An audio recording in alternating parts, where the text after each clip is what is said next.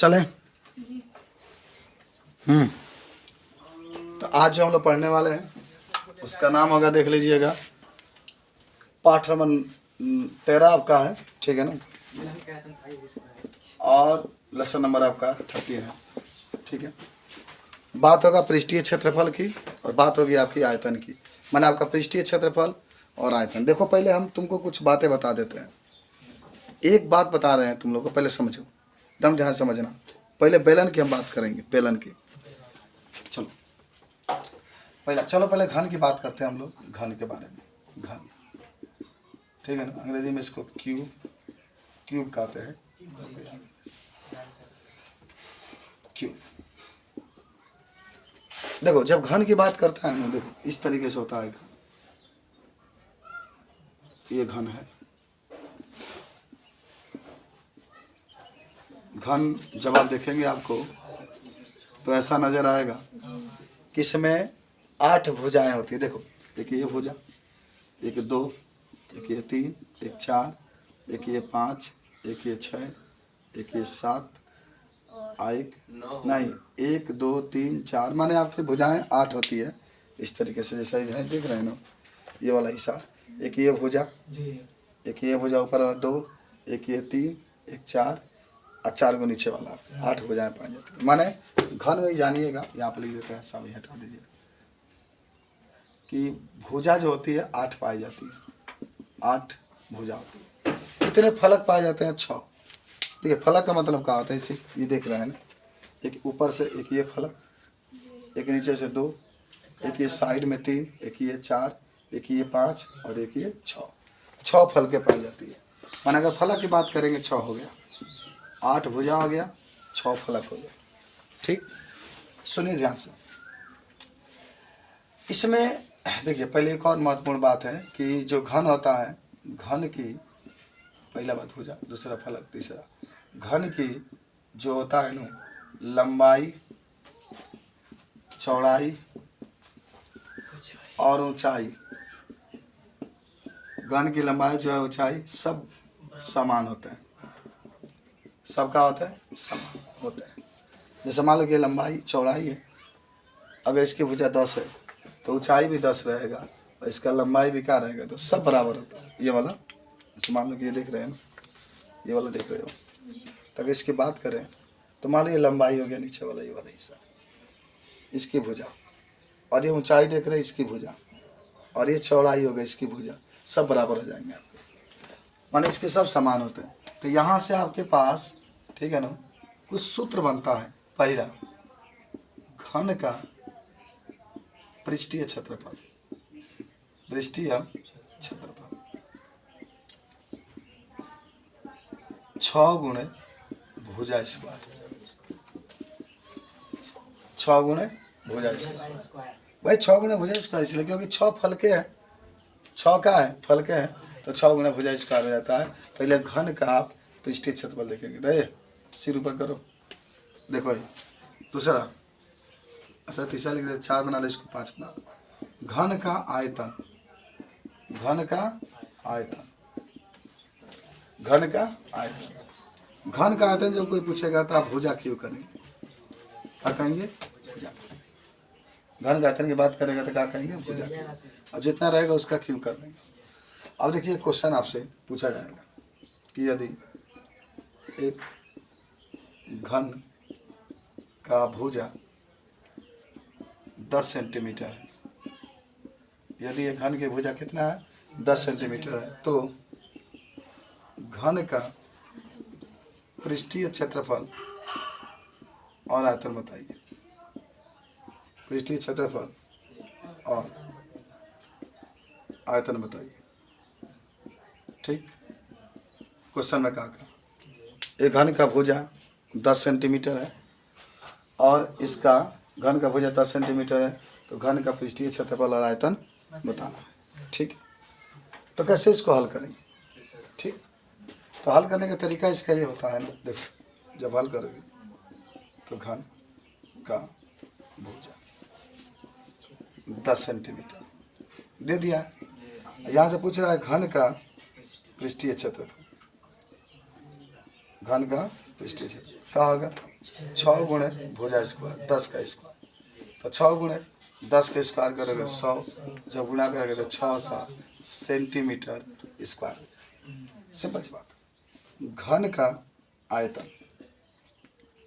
तो क्या होता है भुजा क्यूब, भुजा क्यूब यानी 10 का क्यूब, यानी 10 का क्यूब का मतलब होता है 3 बार आप 10 लिखेंगे तो कितना आ जाएगा 1000 सेंटीमीटर क्यूब। बोलो कुछ समझ में आया आप लोगों को? अच्छा देखो ये सवाल बहुत इजी होता है, इस बस फार्मूला का यूज करना कि आपने घन बनाया, घन की भुजा 8 होती है, घन की फलकें 6 होती है, घन में लंबाई चौड़ाई और ऊंचाई। आपसे प्रश्न पूछा जाता है कंपटीशन में कि एक आकृति है जिसकी लंबाई चौड़ाई ऊंचाई सब समान है तो उस आकृति को क्या कहेंगे तो घन कहेंगे। फिर पूछा जा सकता है कि घन का पृष्ठीय क्षेत्रफल का सूत्र क्या होता है तो आप 6 गुणे भुजा स्क्वायर लिखेंगे।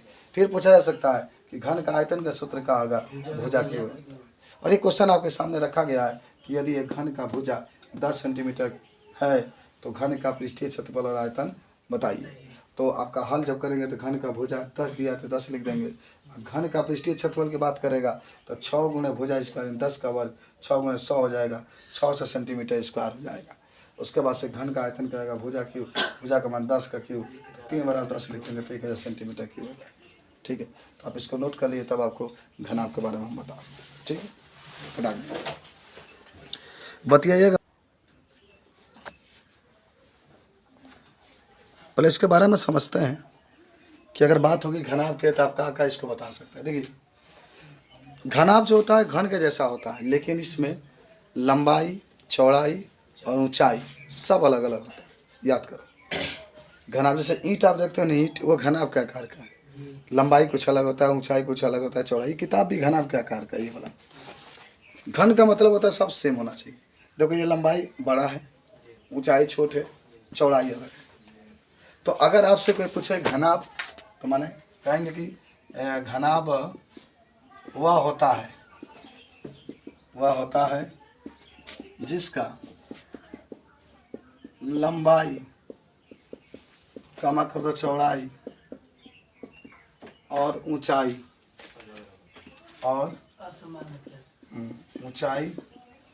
असमान या अलग अलग होता है, अलग अलग होता है। ये बात रहा घनाभ की।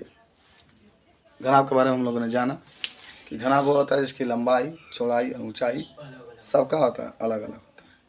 तो सुनो, अगर आपसे कोई पूछे, ये तो बात आप सब लोग जान गए, लंबाई से ऊंचाई सब अलग अलग होता है, तो क्या इसके बारे में बता सकते हैं। अगर कोई बात घनाभ की करता है तब सुनिएगा। चित्र पहले बनाते हैं, देखिए घनाभ का इस तरीके से चित्र इसका होता है। देखिए ये घनाभ का चित्र है, ठीक है, बना दीजिए। चुपचाप आओ, चलिए। ये घनाभ है तो घनाभ की ये लंबाई हो जाएगी आपको याद, ये चौड़ाई हो जाएगी बी, ये ऊंचाई हो जाएगा ये एच। ठीक है, लंबाई चौड़ाई ऊंचाई। तो यहाँ से दो चीज़ें मिलेंगी। पहले तो आप याद रखेंगे इसमें दो सूत्र होता है। पहला होता है घनाभ का पृष्ठीय क्षेत्रफल, घनाभ का पृष्ठीय क्षेत्रफल। जब घनाभ का पृष्ठीय क्षेत्रफल की बात करेंगे तो क्या होता है, देखो घनाभ का पृष्ठीय 2 हो जाता है, 2 LB BH प्लस CH। सोचिए यल जहाँ पर होगा उसको हम लोग लंबाई कहेंगे, बी जहाँ पर होगा उसको हम लोग चौड़ाई कहेंगे, ठीक है, और एच जहाँ पर होगा उसको हम लोग ऊंचाई कहेंगे, ठीक है। और दूसरा सूत्र आपका होता है पी नंबर, घनाभ का आयतन। घनाभ का आयतन, जब घनाभ के आयतन की बात करेगा तो लंबाई गुणे चौड़ाई गुणे ऊंचाई। ठीक, तो कुछ बात पहले सीखे। हमने सीखा घनाभ वो होता है जिसकी लंबाई चौड़ाई ऊंचाई सब अलग अलग होती है। घनाभ की जब पृष्ठीय क्षेत्रफल की बात करेगा तो 2 LB BH H। तो वो जितना फार्मूला आपको रिवीजन हो रहा है पूरा आप तैयार कर लीजिए। घनाभ का आयतन की बात करेगा तो L गुणे B गुणे H, यानी लंबाई गुणे चौड़ाई गुणे ऊंचाई आपको, ये घनाभ की बात है। ठीक, अब एक सवाल हम लगाते हैं, इस पर एक क्वेश्चन हल करते हैं। क्वेश्चन ये है कि यदि एक घनाभ की लंबाई कमा कर दो चौड़ाई क्षमा कर दो, ऊंचाई 10, 8 और 5 सेंटीमीटर। तो घना का क्षेत्रफल, पृष्ठीय क्षेत्रफल और आयतन बताइए। ठीक है ना। यदि ये घनाभ की लंबाई, चौड़ाई, ऊंचाई 10, 8, 5 सेंटीमीटर है तो घनाभ का पृष्ठीय क्षेत्रफल और आयतन आपको क्या करना है, हल करते हैं हम लोग। सबसे पहले क्या करेंगे, जो बातें कही गई है, पहले आप देखिए लंबाई है, इसका मतलब यल का मान है। दूसरा चौड़ाई है, इसका मतलब बी का मान। तीसरा ऊंचाई है, एच का मान। यल का मान 10, बी का मान 8, एच का मान 5। पृष्ठीय क्षेत्रफल पूछ रहा है, हो गया आपसे, कोई दिक्कत नहीं होना चाहिए। 2 LB यानी 10 गुणे 8 प्लस 8 गुणे 5 प्लस 10 गुणे 5 बराबर 2। 80 हो जाएगा, 80 हो जाएगा, प्लस 8/40 हो जाएगा, प्लस 50 हो जाएगा, बराबर 2 गुणे जोड़ दीजिए तो 120 में 170 हो जाएगा, बराबर 7 गुना 34 340 सेंटीमीटर स्क्वायर आपका आंसर। अब दूसरा बात ये पूछ रहा है घनाभ का आयतन। तो बात घनाभ के आयतन को होगा तो सब लोग जानते होंगे, यल गुणे बी गुणे एच। जहाँ यल था 10, 8 गुणे 5 तो 10 से 80 गुणे 5 400 सेंटीमीटर क्यूब हमारा आंसर।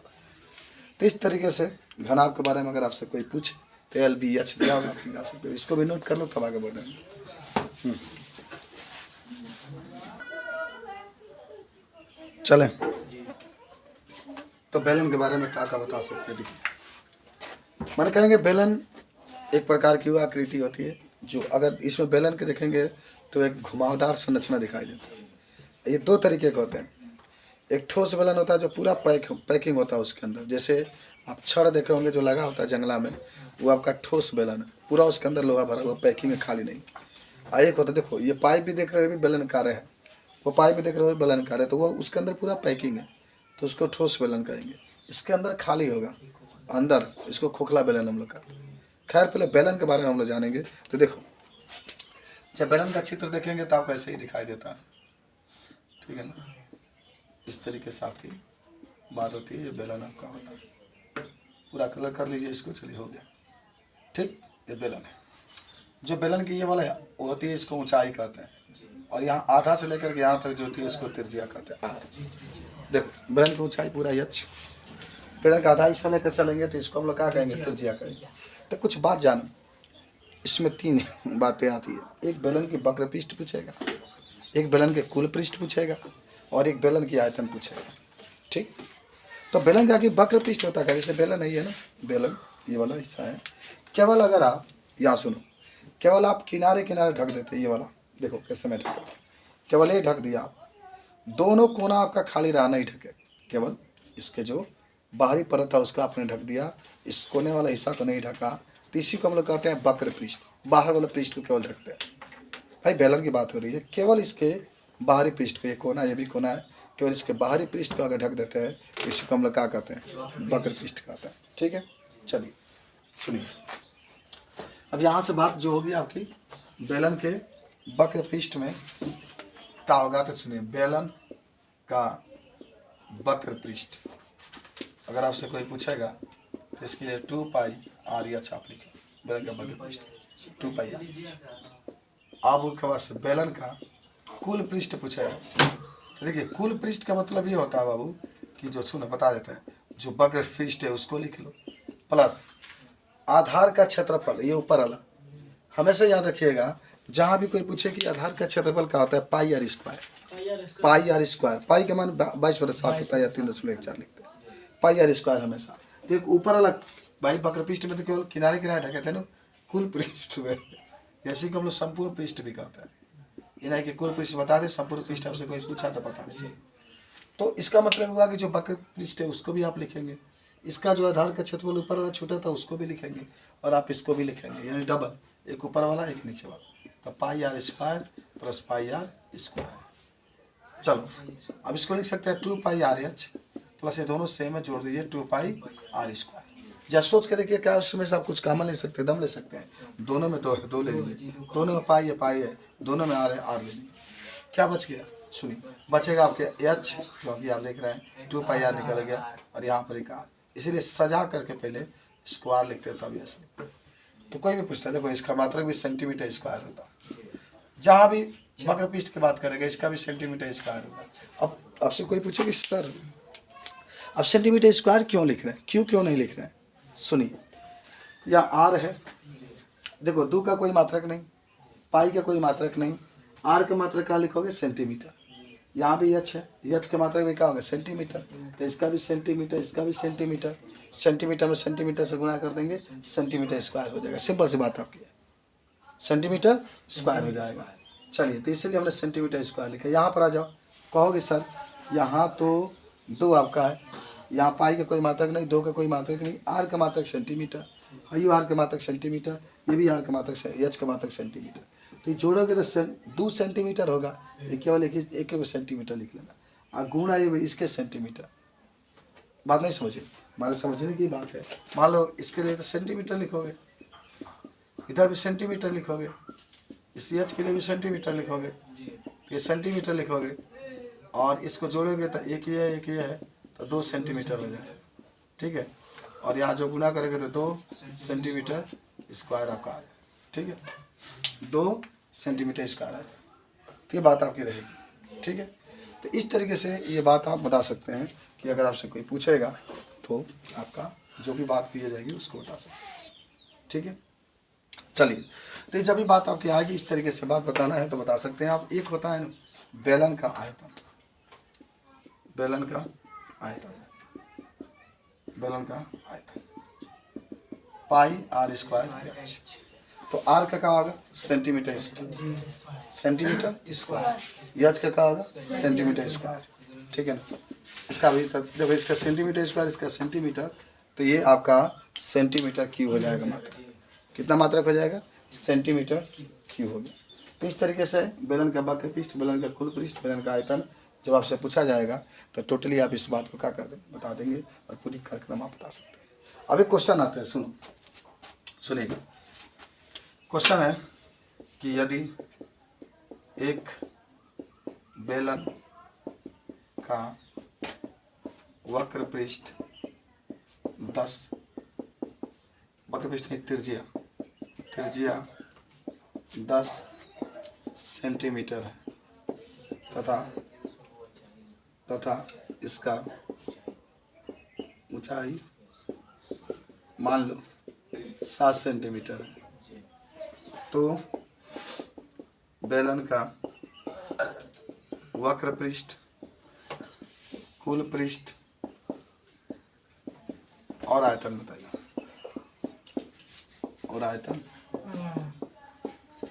चलिए यहाँ पर आपको हल करके दिखा रहे हैं इसको। तो पहले तो आप लिखेंगे बेलन का, पहले देखो जो दिया उसको लिख लेते, का दिया है। देखिए ये त्रिज्या की बात कर रहा है, तो ये आर दे दिया, तो त्रिज्या आर का मान 10 सेंटीमीटर लिख लिया, सब याद। ऊंचाई है, ऊंचाई आपको कितना दे दिया, 7 सेंटीमीटर लिख लिया। हाइट जो दिया उसको लिख लो, त्रिज्या दिया, ऊंचाई दिया, त्रिज्या को आर से रेडियस कहा जाता है, ऊंचाई को हाइट एच से। बेलन का कुल पृष्ठ निकाल, पहले वक्र पृष्ठ निकाल, क्या होता है 2πr/h। तो इसे लिखो, पाई का मान 22/7, आर का मान 10, एच का मान 7, 7 से 7 कैंसिल, 22 × 44 × 10, 440 सेंटीमीटर स्क्वायर, ठीक है, 440 सेंटीमीटर स्क्वायर। इस तरीके से आप इसको बता सकते हैं। सेकेंड नंबर आ जाओ, बेलन का कुल पृष्ठ, बेलन का कुल पृष्ठ 2πr r+h, 2πr r+h, दो ऐसा ही रखेंगे, 22/7 गुणे आर का मान 10 सेंटीमीटर, और फिर आर का मान आपका 10 + 7। चलिए, कुछ कटेगा नहीं कटेगा तो क्या होगा, देखिए 22 × 44 में 10 से गुणा कर दो, 4 से 40/7 गुणे ये 17 हो जाएगा, फिर 17 में 0 0, 17 × 4 = 68 के 8, और 17 × 4 = 68 6 74 बटा में 7, 7 से भाग दे दीजिए, 7 एकम 7, 0, 7 छक्के 42, ये 60, 7 आठ 56, 40, 7 पचे 35, और फिर 50, 7 से 49, लगभग इतना लिख सकते हैं सेंटीमीटर स्क्वायर। बात समझ रहे, भाग देंगे तो आ जाए। और ये क्या बचा 3 नंबर वाला शंकु, शंकु कर बेलन का आयतन, तो बेलन का आयतन भी आप निकाल किससे 1/3 पाई आर स्क्वायर, 1/3 करे खाली पाई आर स्क्वायर एच से, पाई के मान 22/7 फिक्स है, जहाँ भी पाई आएगा 22/7 लिखेंगे, ठीक है। आर का मान आपके पास मौजूद है 10, 10 गुना 10 डबल आप लिखेंगे, एच का मान भी मालूम है 7, तो 7 से 7 कैंसिल हो जाएगा और आपके पास आ जाएगा 22 गुणे 10 में 10 से गुणा करेंगे 100, जब गुणा करेंगे तो 2200 सेंटीमीटर क्यूब, ठीक। तो कुछ आपके लिए क्वेश्चन दे देते हैं, बना कर लेकर आएंगे। पहला आपका है बेलन के लिए आर का मान लो दे दिया 14, एच का मान दे दिया 10, तो आपको देखिए वक्र पृष्ठ, ठीक है, कुल पृष्ठ और आयतन आपको निकाल कर लाना है, आ जाएगा सबसे। Yes sir. दूसरा आपका है आर का मान दे दिया है 21, एच का मान 3.5, वक्र पृष्ठ आपको निकाल कर लेकर आना है, कुल पृष्ठ निकालना है, आयतन निकालना है। तीसरा है आर का मान आपका 35 दे दिया, 3.5 मान लो आर का मान जी, एच का मान आपका 20 दे दिया, वक्र पृष्ठ कुल पृष्ठ आयतन निकालना। चौथा यहाँ पर लिख देते हैं 4 नंबर, 4 नंबर आपका है आर का मान 4.9 दे दिया, एच का मान 50 दे दिया, तो वक्र पृष्ठ, ठीक है, कुल पृष्ठ और आपको आयतन निकाल करके लेकर के आना। इसको गड़बड़ मत करिएगा, जैसे क्वेश्चन आप पढ़ते हैं नहीं लगा तो आप सेंड भी मत करिएगा, कभी पूरा छूट चढ़ जाएगा आपका। 5.6 है, एच का मान 20 है, वक्र पृष्ठ कुल पृष्ठ और आयतन आपको निकालना, इसको नोट कर लो तब साइंस के पास में चलो।